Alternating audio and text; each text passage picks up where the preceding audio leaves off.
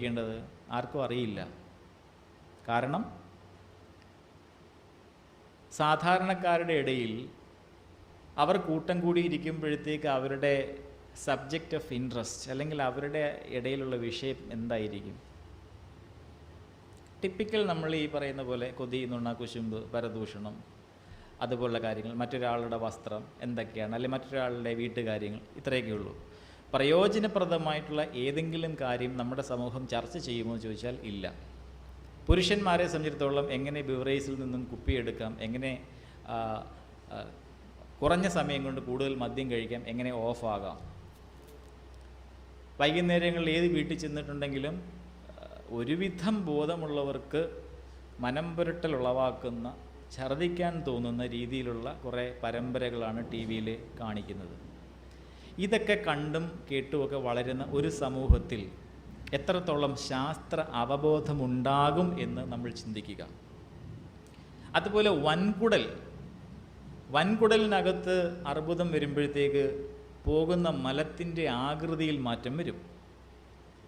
കുറച്ചും കൂടി ഈ വളർച്ച വലുതായി കഴിഞ്ഞാൽ മലം എന്ന് പറയുന്നതിനെ കടന്നു പോകാൻ അത് അനുവദിക്കുകയില്ല. അപ്പോൾ ഏതാനും ദിവസം ശോധനയില്ലായ്മ, അത് കഴിയുമ്പോൾ ബാക്ടീരിയയുടെ ആക്ടിവിറ്റി മൂലം ഇതെല്ലാം കൂടി ഇളകി പറഞ്ഞിട്ട് ഒരു വയറിളക്കം പോലെ പോവുക, വീണ്ടും ഏതാനും ദിവസം ശോധനയില്ലായ്മ, വീണ്ടും വയറിളക്കം, ചിലപ്പോൾ രക്തമയം കാണാം. അപ്പോഴൊക്കെ നമ്മുടെ ആൾക്കാർ അതിനെ വിളിക്കുന്നൊരു ഓമന പേരുണ്ട്, ഗ്യാസ്. അവർ എങ്ങനെയോ സമൂഹത്തിൽ വേരുറച്ചു പോയ ചില പദങ്ങളാണ്. വയറ്റിൽ എന്തെങ്കിലും അസ്വസ്ഥത ഉണ്ടായിക്കഴിഞ്ഞാൽ ഉടനെ അതിനൊരു പേര് പറയും, ഗ്യാസ്. നെഞ്ചുവേദന വന്നാൽ, ഒരു ഹാർട്ട് അറ്റാക്ക് വരുമ്പോഴും ആശുപത്രി ഒന്ന് ECG എടുക്കാൻ നേരത്തെ അവർ പറയും, ഇല്ല, ഇത് വെറും ഗ്യാസ്. നമ്മളെക്കാളും കൂടുതൽ ബോധമാണ് രോഗികൾ. അതിൽ നിന്ന് നമ്മൾ മനസ്സിലാക്കുക ജനത്തിൻ്റെ നിലവാരം എത്രയുണ്ട്.